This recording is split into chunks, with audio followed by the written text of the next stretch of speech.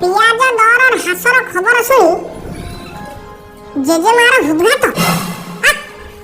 ସେ ବୁଢ଼ୀକି କାଇଁ ଆଣୁଥିଲ ତମେ? ଚିଲିକାରୁ ରଙ୍ଗେଇ ଲୁଣ୍ଡା ଶୋଭାଯାତ୍ରା ଆରମ୍ଭ କଲେ ଯୁବକ ଯୁବତୀ।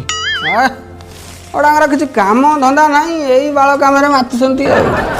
ଆଜିକାଲି ଯେଉଁ ସବୁ ମୁଣ୍ଡ ପିନ୍ଧା ନ୍ୟୁଜ୍ ବାହାରୁଛି, ମଣିଷର ବିପି ବଢ଼ିକି ଛିଡ଼ି ପଡ଼ିବ।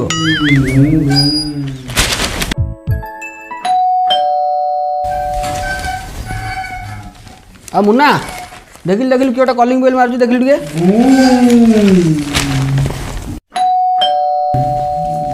ଆରେ ଦେଖେ କିଏ ଗୋଟେ କଲିଂ ବେଲ୍ ମାରୁଛି। ହଁ ବାପା ଯାଉଛି। ଭାଇନା ନମସ୍କାର।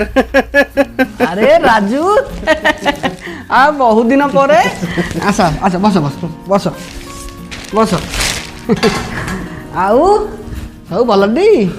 ହଁ ଆପଣଙ୍କ ମୋର ସବୁ ସେମିତି ଚାଲିଛି ସୁଖେ ଦୁଃଖେ ଆଉ। ଆଚ୍ଛା ହଉ ମୁନା ବ। ଆରେ ମୁନା ଯା ମାଆକୁ କହିବୁ କ'ଣ ଟିକେ ଗରମ ଗରମ ଛରା ଛୁଣିକି ନେଇ ଆସିବ। ଯା ହଉ ବାପା ଯାଉଛି। ଯା। ସ୍କୁଲ ଯାଉଛି ଟି? ହଁ ତା କଥା କାଇଁ ପଡ଼ିଛି। ଆରେ ରାଜୁ, ଘରେ ଗୋଟେ ବେମାରିଆ ବୁଢ଼ାଟେ ପଡ଼ିଛି। ଆରେ କିଛି ନହେଲେ ଫଳମୂଳ ତ 500 କିଲୋ ଆଣିକି ଆସିଥାନ୍ତ। ଆଉ ଖାଲି ହାତରେ ନିଅଠା ମୋର କେମିତି ଚାଲି ଆସିଲ? ନା ମୋ ଭାଇନା, ମୋର ଗୋଟେ କ'ଣ ବିବେକ ଅଛି ନା ନାଇଁ? ଆଉ ମୁଁ ପୁରା ଆଇଲା ବେଳକୁ ତଳେ ଭାଉଜଙ୍କୁ ଫଳ ସେଉ ଫୋ ସବୁ ଦେଇକି ଆଇଲି। ଦବା ନେବାଟା କ'ଣ ବଡ଼ କଥା?